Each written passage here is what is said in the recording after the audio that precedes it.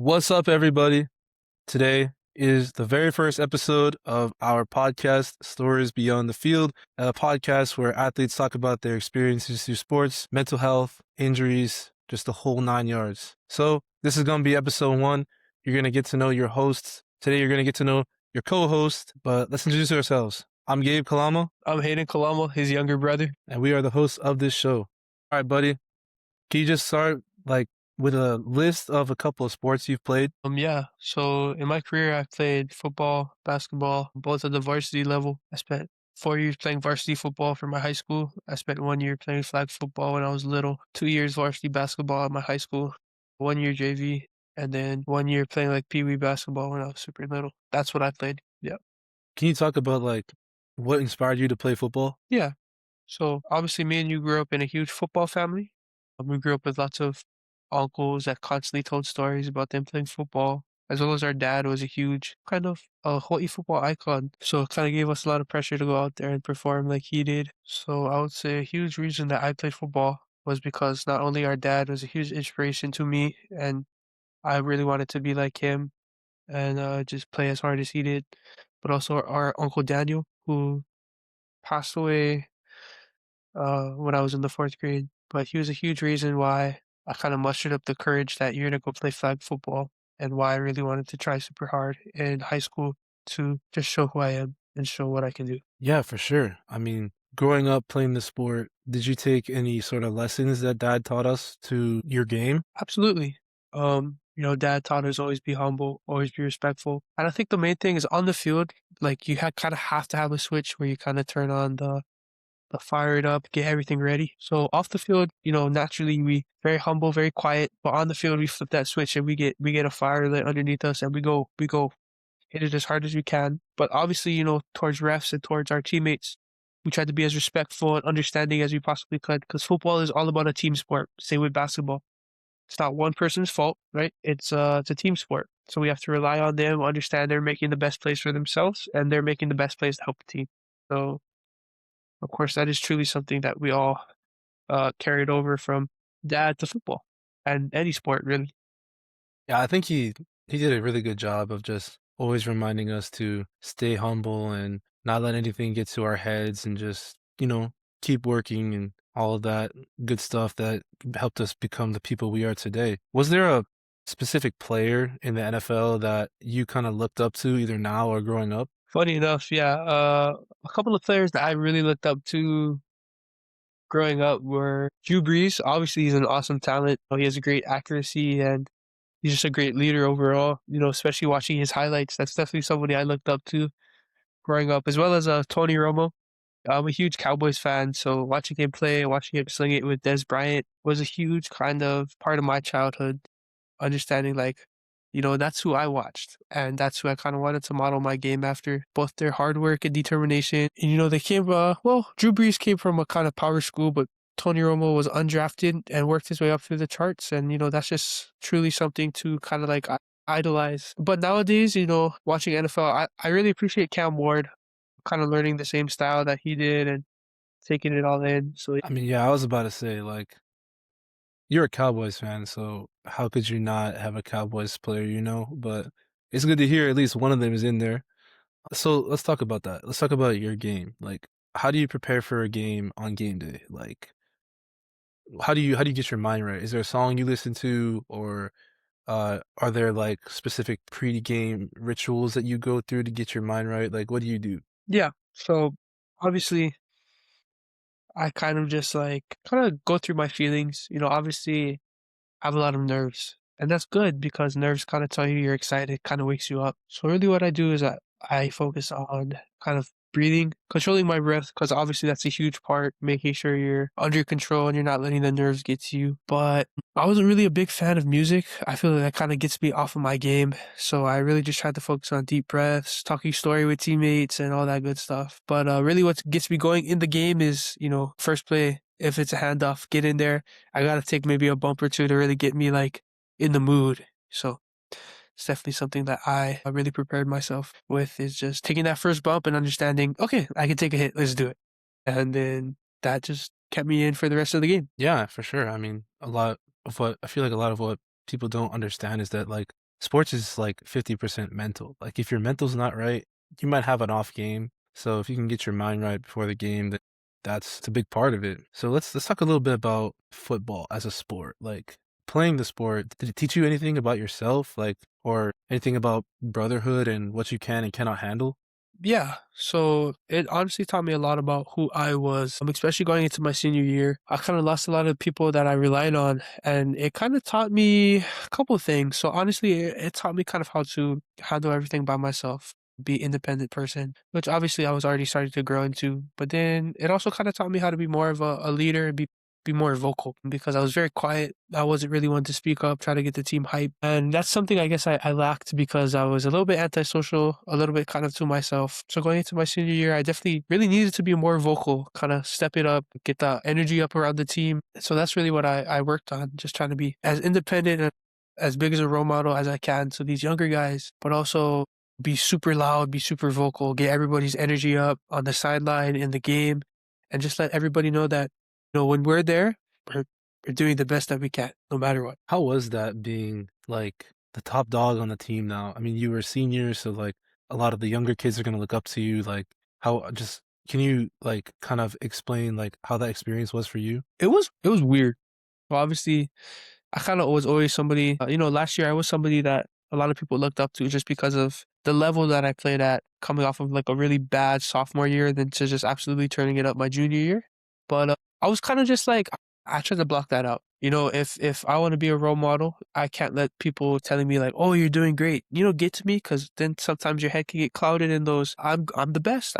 They tell me I'm good, so I need to be good. So I try to let that all go and just try to be like, my performance on the field will let the kids know how to play. And if they don't follow that, then they either have their own way they want to play or they idolize somebody else, which is totally fine because nowadays you can idolize whoever you want and you could play just like them or you could create your own style, which is really important to a lot of these young kids. Mhm. Now, like, it sounds like you kinda took a little bit of what dad was kinda telling us all the time and kinda used it to be a mentor for these younger kids and younger players, so let's talk about continue with football, like, did it ever humble you?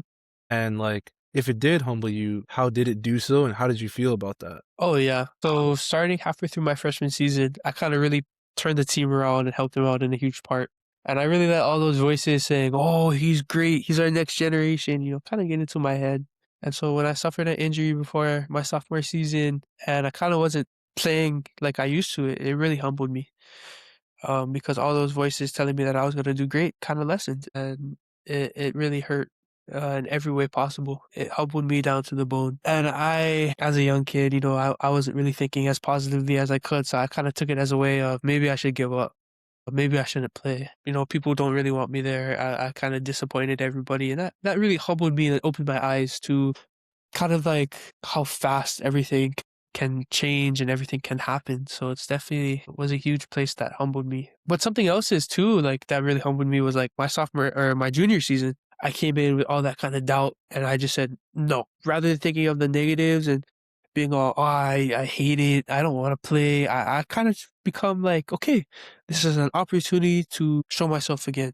I played horrible last year, but I'm not going to do that this year. I'm going to go out there and be the very best that I can, and I'm absolutely tear it up. I'm going to tear it up. And that was just kind of my mentality going into summer, going into the workouts, going into, you know, off the field practices, just throwing wherever I could. That was my mentality. And that also humbled me in a way, understanding like, shoot, if I can just flip my mindset, dude, I can be 10 times more than I ever was. Both ways definitely humbled me in huge ways to impact the way I played and to impact kind of who I am as a person. That was an awesome reflection, and I appreciate you sharing that.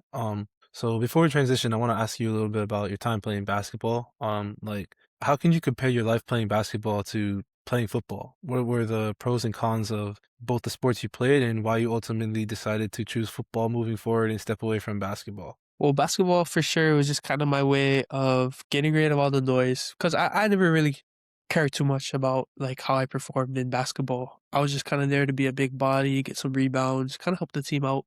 And so that was just kind of my way of getting away from the noise. And it was really fun. I really, really enjoyed it. Obviously, playing my freshman through my junior year. It was really fun. JV, varsity, whatever. It was fun to be with the guys, be with a new group of people that you could hype up. You could feel a different amount of intensity. And it was just really amazing. And I guess something that I kind of took with because I played football and then I went to basketball was I was pretty intense. I was a lot kind of stronger than some of the other centers, and I kind of bullied them around, and the kids was trying to be rough, and it never worked. But I also accidentally did kind of rough a couple over like little people that were a little smaller than me. I remember my freshman year, I accidentally threw a kid into the stands on a fast break. I went to hawk down his ball. I just kind of shoved him right into the right into the seats, and I was like, ooh, ooh. So that's when I realized, like, okay, maybe I got to slow down a little bit, kind of take my own turn for basketball. But I guess ultimately the reason I really stopped playing was because the people that I played football with created such a positive environment for me and followed me to basketball because, I was just kind of like, hey, we should stick together. Let's play. So that's the reason I played. And then going into my senior season, I kind of lost those people. And I just kind of wanted basketball to be my way of escaping football and having that kind of like down period where obviously I was still working. I was sprinting, running, getting conditioned, but I wasn't really in that football mentality of stronger, throwing, all this stuff. I kind of had my way of relaxing. But without those people, I felt like I was really just focused on only football. And that's really what I really wanted to do. Colleges started reaching out, and that's when I was like, okay, they want me for football, so I need to get better at football. And that's really what made me kind of transition into being a football player more than a basketball player. Yeah, I mean, makes sense to me. Definitely got to tone down the aggressiveness on the basketball court. It's a little bit of a less physical sport, you know what I mean? But that I makes learned, sense. I learned from it. My freshman year, then going into sophomore, I turned it down, but I still was physical on the board, so that's for sure. I You gotta definitely, be, I definitely. yeah, you gotta be physical for them rebounds, but that's about it. Yeah. So let's take a little bit of a transition here. Let's focus a little bit like inside the mind. Now, you and I both had dad as a coach, but you had him as a head coach. So be honest with me. How was it having dad as your head coach? It was never easy. All the conversations of football, it didn't stop after practice, didn't stop on the weekends. It was always going. And in that sense, it's like, you want just a situation where you guys are talking about something random, but it was always about football. And it's never really a turn off, turn on. It was just kind of always there. And so some days it was hard. It was really draining. It was really tiring. You have a bad practice and then you just get the questions like, why did you do this? Why did you do that? Or did you see that? Why didn't you see that? And it was just kind of like, I needed a break. So some days it was really hard. Some days it was really easy. But I would say having your dad as your coach, he really always backed me up. No matter how I played in a game, he was always there to tell me like, keep your head up, man. You're doing a good job. You're leading the team. Most people couldn't lead the team, with all the stuff that was put on, but you're doing a great job. And in that sense, it really kept me positive, really kept me pushing forward in every step. So in some sense, dad being a coach was really my reason for continuing football. Even though the talks about football didn't stop at the field, it kept going to the dinner table. It was okay because he's always had my back from day one. And that's something not many people can say because maybe, after a bad game, you get chewed out and you get a really hard kind of talking to that's not always going to be what you need. But so he was always positive and keeping me in good spirits. And I think that kind of reflects a lot on like having that parent as a coach is like, yeah, it's really nice, but there's also going to be those times where like, the conversation, like you said, right? It's going to follow you home. It's going to be in the car ride back because they're the coach. So what they see the whole practice and they also have knowledge about the sport. So you're going to kind of get a constant talking to about like what you did wrong or what you can improve on. But like you said, at the same time, like, I'm still your parent, so they have that, like, caring aspect of them too, where, they're always lifting you up when you're in your own head or when you feel like the world's against you. They're here to remind you, like, "Hey, you're doing a good job. Just keep working hard. We can get better. Don't give up on yourself," which can honestly be a pretty big, important part of being on the field. But, it can also come with there's also some downsides to it too. So having him as a coach, right? Did it ever give you any sort of pressure or anxiety to perform well or make him proud or want to impress him? I mean, of course, right?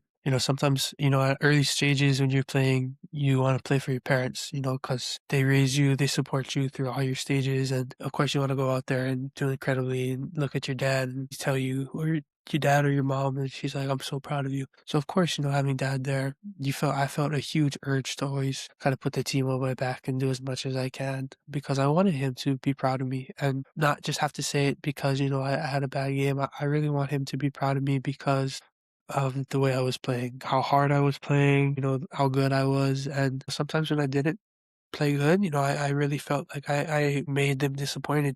And it kind of hurt a lot. I kind of shut myself down, kind of put myself away from everybody and fell in love with silence. And then I come back on Monday and just get training, try to be better for the next game and hopefully turn it around. So yeah, there's moments when all you think about is if I made that play better, he would have been so happy. If I threw that ball just a little bit more perfect, he would have loved it. So of course, yeah, there's absolutely I always wanted to make him proud. I noticed you said fell in love with silence. Well, can you dive a little bit deeper into that? Like, what exactly do you mean by that? Yeah, so after bad games or hard moments, I really just kind of enjoyed being by myself. I didn't want any outside noise. At times I just wanted to shut myself out away from everybody because it felt good, right? It felt like that's all I needed. Obviously, reflecting on it now, it's always good to hear opinions, right? It's always good. Well, not opinions, but it's always good to have somebody have your back. And so I guess shutting people out, that's an easy way for them to kind of like be like, "Oh, what's wrong with him? Is he okay?" And you're just kind of like, they don't understand you, but at the same time, you don't understand them. And so it kind of like gives you a place of like, oh, it feels good to be alone and have no thoughts. But then people are always going to be like, is he okay? Why is he doing that? So in some sense, like when you have the time by yourself and when you're like kind of going through your thoughts, that's the time to reflect on what you think you could do better. And then you get out of that and you're like, hey, I'm okay. I just needed time to think. And what do you see? And that's kind of like a way that you kind of help your brain get out of that. Oh, I missed this. I suck. But for me, when I shut people out, I was just thinking about how horribly I did. And that kind of took me down a super negative road because really up until recently, I didn't ever really think about the positives. I didn't ever think about, I made an awesome throw for a 15-yard first down. And that's really what kicked off the drive that helped us, be as strong as we played. I was always thinking like, dude, I threw an interception in the red zone. That should never happen. Although I had 5 touchdowns that game, I threw an interception in that the red zone. Yeah, I mean, I think that's a really healthy way of just kind of reflecting on everything, just blocking out all the noise and kind of just allowing yourself to just be with your thoughts for a little bit and kind of healthily reflect on your performance in a way that's not, overbearing from coaches and teammates. And it just kind of allows you to be like, okay, I did it really well, but there's also some things I gotta kind of figure out and get better on for the next practice or the next game. And I think that's really good. So one more thing before we take, excuse me, another transition here is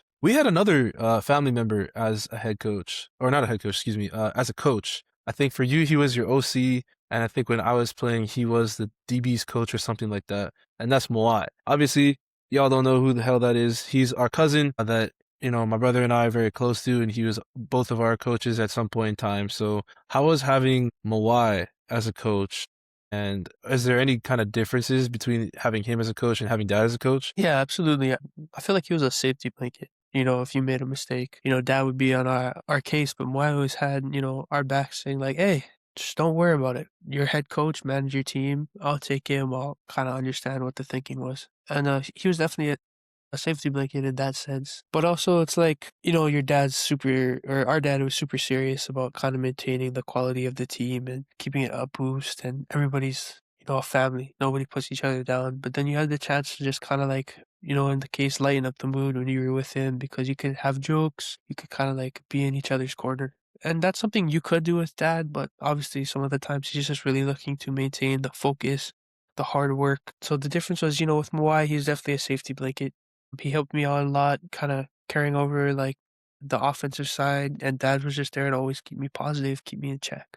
But Moai was there to kind of, make sure mentally I was okay, having fun, doing all that stuff. So yeah. I mean, if there's one thing about Mawai that's accurate, it's definitely that he's kind of a jokester and he's also kind of a jackass. But I mean, it's a good mixture. He knows kind of how to keep you focused, and he also knows to Like he's went to lighten the mood, and it's kind of good to have him at practices. And I bet for you, it was really good too because you guys have a pretty good bond together. So now let's transition to a little bit of a segment that I thought would be kind of cool for our guests moving forward, and that's they bring a song to our interviews, and you brought me one. It is the song by Fiji and J-Boog and The Green called Fire Up the Roses.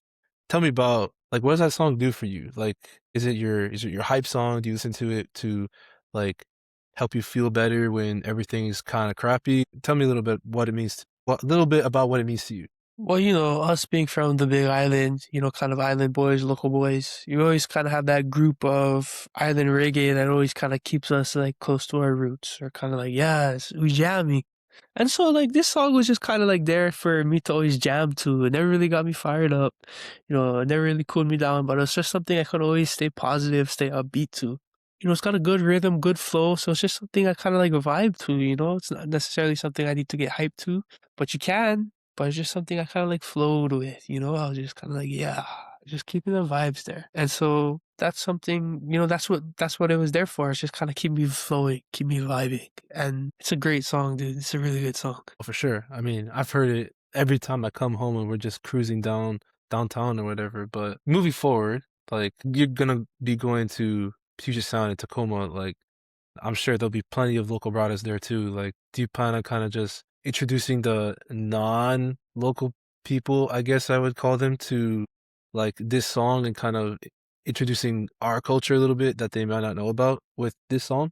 I mean, I'll definitely always be bumping something. So if they like listen, they can. If not, or they can recommend some of their songs that they like, and I'll see how it sounds. But I have a pretty open genre. Island reggae, country, hip hop, whatever. I kind of just flow with everything. But for sure, man, if they're like, oh, you from Big Island? Like, what kind of songs you get? I can show them a couple. It's addicting, bro. I'm sure I could get them hooked on a couple artists. Yeah, for sure. I'll introduce everybody and anybody who like listen and kind of see what it comes from to that island style reggae. So for sure, yeah. Yes, boy, that's how. Okay, now let's transition into kind of the whole point of this podcast that we want to run, and that's the mental health aspect of sports. So, first off, you spent some time injured this season, and it kind of knocked you out of your guys' playoff game, and it knocked you out for pretty much the rest of the season. So, what can you tell me about what you went through during that time? I mean, it was your senior season, so I can imagine how disappointing it must have been. And, like, also, how did you cope with how you were feeling? Well, obviously, it's an injury, so it's never fun. And the pressure's always on you. How fast can you return?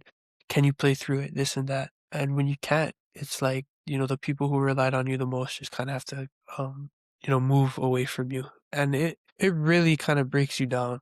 Obviously sometimes it's like, it's the hardest thing because especially having dad as a coach, he always relies on you. He always wants you there. He always wants you healthy. He always wants you playing your hardest. But when you can't, man, he kind of like shuts you out and kind of like puts you in a position where he's like, I know I can't use you. I got to find somebody else. And it's like, for me, I've been quarterback starting since my freshman year. And for me to finally kind of be like, I'm sorry we can't use you. It's kind of like it felt like I failed the entire team. It felt like I failed myself. It felt like I failed the entire coaching staff. And I was just kind of like lost, really, really lost because it's like, for me, quarterback kind of came naturally.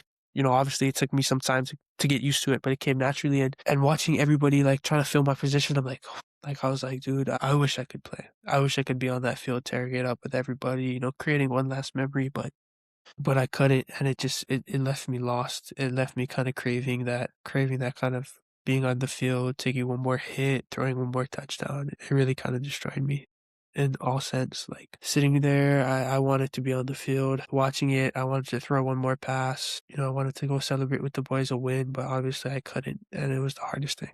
It was really, really difficult. But a way I coped with it actually is had people that kind of put me in places, positive places. So I had people telling me, this is great. If you play, you ruin your chances of going to play in college. And that's legitimately like the only reason, I'm I'm getting a tuition because I'm an athlete that was given the opportunity to go play for a D3, and that's amazing. I love it. And so if that opportunity was taken away, what kind of scholarships would I get? You know, would my academics be keeping up? Would I kind of slack on that? So in a way, I think, being an athlete really kept me in check for good grades, being positive and all this stuff. And so the way I coped with it, I just had amazing people by my side. Parents telling me, it's okay. You don't need to push yourself. The best thing to do is recover because you have a future and you're going to play. Having an amazing girlfriend that's always there helping me out if I needed an extra arm, it's just all that stuff. And then having that space by myself to be like, think positively. You get the chance to play in college football. The best thing to do is heal your body. You get the chance to play in the future. It's not going to be your last game. And so that kind of stuff really like made me like, yeah, yeah, I feel good. I'm feeling good. I'm feeling better. It kept me in that positive space rather than like traveling down, being like, I'm never gonna play again. I hate what happened. I can blame this guy. No, it just kind of kept me in the spaces like it happens. Obviously, everything happens for a reason. But the Lord will tell you like, there's a reason you got hurt, and there's a reason you needed to figure it out and keep going. Like my freshman year, I kind of balled out compared to the other quarterback. I kind of kept HBA going. They were like, "Whoa, this kid is amazing." Sophomore year, I struggled. I didn't throw 5 touchdown passes. I couldn't really complete a ball. I struggled. I led the league in interceptions. Everybody was kind of like, "What are you doing? You suck. You shouldn't play." And I was just kind of like, "Fine." I kind of let them win. Kind of was just like, I don't want to play then. You guys saying all this stuff about me. I don't want to play. I don't have to play." And, that's just kind of the way I was. I kind of was just like, screw everybody telling me all this stuff. I'm gonna just listen to them, right? I'll prove them right that I shouldn't play and I'll see how well they do. But thankfully, I was able to kind of turn that around and kind of like get everything off my mind. Stop listening to them telling me I suck. Stop believing in them thinking that I do suck and just kind of be like, hey, this year is another opportunity I get to prove myself. So I might as well do the best that I can. And that's kind of the ways that I thought about coping and this and that. So that's what I did. Yeah, and I mean, I think you responded to it in probably the best way you could. I mean, you didn't really let it get you down, and when you did, you had, a decent enough support system to kind of help you get through it. And at the end of the day, that can be a big difference to kind of how you respond to everything. So, like, how did your teammates respond to that? Did they kind of help you through it, or were they kind of just more like, really need you to get healthy and ready to play as soon as possible? Like, how did they respond to your injury? I think they kind of responded in the sense of like, dude, really, you got injured now. A lot of them kind of was just like, hey, man, you really need to take this time to heal. Everything's going to be okay. But then a lot of them were also just like, dude, just push through it. Come on, play as hard. Just play with everything you got. And it's like, knowing that not only did you strain something, but also you possibly separated a muscle from the bone. It's like, it's kind of intense, man. These are all things you kind of like see yourself doing in the future. Like, obviously, a lot of us probably want kids, and then you're like, dude, I can throw football with my kids. And in some cases, people are like, I might not get that ability to if I keep playing, if I keep challenging myself, if I keep saying I can just push through it, and like talking about like my idol Drew Brees, he's open about saying that he's had so many surgeries on his shoulder that he has to throw left-handed to his kids because his right arm just doesn't work. And when people are constantly being like, just play through it, dude, it doesn't hurt that bad, this and that. You need to like take like that second to be like, but healing is also a positive thing to do. Like healing doesn't mean you're like a jerk or doesn't mean you're like a poor sport or like like a baby. Sometimes all you need to do is just heal and recover because that's what gets you better. That's what gets you to think. That's what gets you to be open minded. And so when people on my team were just like, dude, we need you, just play. I was just kind of like, dude, but I also just need to heal. I need to understand my body, listen to what it's telling me, and just heal up. So that's what I did. And I think, again, I think you responded to it in the right way because you never want to rush through an injury, especially you being a quarterback and it being an upper body arm injury. If you can't move your arm, you can't throw the ball, and that's like that's half your game. And if you can't do your job, then it sucks. And I think your teammates definitely could have responded better and been there for you instead of how they responded with just we need you to get healthy like now because we have a big game coming up and we don't have another guy. So I mean, the pressure on you was unfair. So that being said, like, how can teammates, coaches, parents respond to like that type of situation? Like, how can they be there for their athletes, teammates when they're kind of going through something like an injury or something personal that affects their play? Well, first off, see, like an injury is something nobody should ever go through. And first off, it's definitely like you always want to be there for them. An injury can derail a person's career, and the best thing to do is just reach out. Are you okay? How can I help you? Even as a parent, and be like, hey, I know you're struggling. I know it's hard, but let's keep improving one step every day. Whether it's a small thing, let's just try and keep you motivated and keep your head in the right space rather than just letting them kind of be alone and try to figure it out on their own. Just being like, hey, what can we do today? You want to try and go out for a walk? Maybe nature's going to keep you in good mind. All that stuff. Even as a coach, just being like supportive of your player, no matter where they are in the sport or injured. They're being like, hey man, you having fun? You learning anything? Well, what are you learning? I'm happy you're here. If you're injured, like being there, saying like, hey, I'm always here for you. Give me a call, give me a text, whatever you need. I'll try the best that I can do it. It's simple as that. Just being open enough to kind of understand that if they're injured, they're probably going through a hard space, and all they need is just somebody to be like, "Hey, I'm here for you, man. Whatever you need, I got you." And that definitely kind of takes the person being like, "I have to do everything by my own. I have to do it. I gotta push through it." To kind of being like, "Hey, they believe in me to come back healthier, and they believe in me to come back stronger. So that's what I'm gonna do." Sometimes necessarily if you push through it, you can't come back stronger. You can't kind of be relied on anymore because you kind of rushed in and got really badly hurt. So I think the best way is just kind of tell them that, take your time, do the best that you can to get stronger, and they will just feel positive to kind of come back and play as hard as they did or play even harder. Yeah, for sure. And I mean, definitely the hurry up and gets better, it can be said in a way that can be motivating, and it can be said in a way that can just feel really kind of degrading, and like more so that they care less about the athlete's health and more about like, yeah, well, we really need you, so like hurry up and heal, And sometimes all it takes is just someone kind of being there for you and helping you mentally instead of just seeing you as a player. You're a person too. It's kind of what I'm getting at. So my last thing before we get to the last question, mental health in sports. Let's be honest, it's not really talked about. Like you don't really hear about it unless something really tragic happens to a player like that Cowboys defender from earlier this year. You don't really hear about mental health in sports unless something like that happens, and that's kind of unfortunate. Like, can you reflect on that a little bit? Like, what are your thoughts on why it's not really a hot topic in kind of sports talk shows and stuff?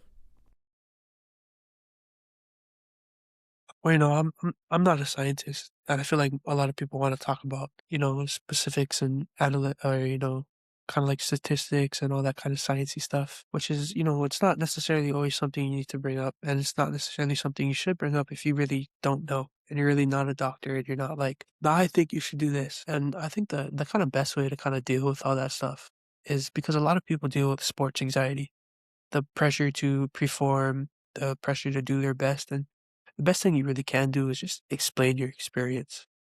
As everybody might have something they've gone through, whether it's sports anxiety, a really bad injury that kind of set them off tracks, or, just the failure to meet their goal. But, everybody has gone through something similar like that, and everybody has kind of overcome it. And so to share that, you're kind of like telling them like, hey, I've been through what you've been through. And, I'm always here to give you an open ear. I'm not going to tell you this is what you should do, but I'm going to be right by you in every step you need. You need me to take the steps with you, I'm there. You need me to listen to you, I'm there. Right. And that's the really best thing you can do is obviously you're with somebody that you care deeply about and you're open. You're open enough to share that, I failed myself and, it really brought me down. But I turned the other side of the page and it led me to where I am now. And I'm so proud of it. And they can say something similar, like, "Oh, I did miss the play and it made me feel like it was all my fault. I shut everybody out. I did really some bad stuff to myself, but I overcame it, and now I'm blessed to tell you that the best thing you can do is just say thank you for sharing. I'm hoping this helps, and I'm happy you're able to overcome your weaknesses, or not your weaknesses, but overcome something that that propelled you forward. So it obviously took you back, but sharing it propelled you to the right step." Yeah, for sure. I mean, I think the first step is kind of just like also providing resources for athletes, like either on site or just like, someone they can talk to in case everything is in a rough patch. But last but not least, you're going to be graduating high school this year and you've committed to the University of Puget Sound to play football, and I'm so beyond proud of you for that. That's awesome. It's so exciting to see that you're going to continue to play at the next level, man. So, to wrap it up, kind of just talk about that. Are you feeling more nervous, excited? How are you feeling about it? I'm a combination, first year not having any relatives as my coaching staff, and first year being far away from family. And of course, I'm nervous for that, but I'm super excited to prove myself, develop in their playbook, learn from all their coaches, and just kind of be confident with who I am and what I'm doing. So, yeah, I'm super excited to go over there, show what I can, but I'm nervous to be alone, obviously, and learn new playbooks, be with different people. But everything's a learning opportunity. You just got to see it that way. So I can't wait to go over there and just try to do the best that I can, man, really. Hell yeah, buddy. I'm excited for you. I mean, you've had quite the career in high school to say the least, always having to learn a new offense and stuff. So that's nothing new for you. I think you're ready, and I'm excited to see what you do up here. Just make sure to take it easy against the boxers, alright? Don't embarrass us or anything, yeah? Well, do you have any kind of last words you want to say before we wrap it up? For sure. So obviously, starting this podcast, we want to just keep everybody's knowledge about mental health and kind of like what they can do for their friends if they see them struggling. Obviously, we're not gonna go talk about scientific like this will help you improve, but we just want to share stories with you and feel and know that it's okay to kind of share your experiences, no matter where you are in life. Reach out to somebody that makes you feel comfortable. Reach out to a friend, a family member, and kind of tell them, "Hey, I'm not in the best space. You mind if I talk to you?" Because that's all it takes. Whether it comes from them whether it comes from them asking you if you can talk, or it comes from you asking if they have time. That's the difference between being alone and trying to accept that, you're moving forward. And so we're going to be talking to not only collegiate athletes from Pacific University in Forest Grove, Oregon, but as well as high school athletes at HBA. We might have some swimmers, soccer players, basketball players, football players, tennis players, whatever. And they've all had their own experiences kind of going through plateaus or maybe bad plays or bad seasons. And we're all just going to talk about that and how they overcame it, how they built kind of a better career off of it, and how they stayed positive through it. So make sure you stay tuned for all those episodes. They're going to be coming out soon. And yeah, so definitely look forward for those and keep us in mind. Yeah, I mean, you are not alone, and we hope that you can all come on this show and enjoy a comfortable environment and just share your experience. We would love to hear your stories, and we are both stoked to bring this series to you guys. Stay tuned. But for now, that's all the time we got for today. I hope you guys enjoyed, and we'll catch you in the next one. Peace. Keep the eye. We'll catch you later. Shoot.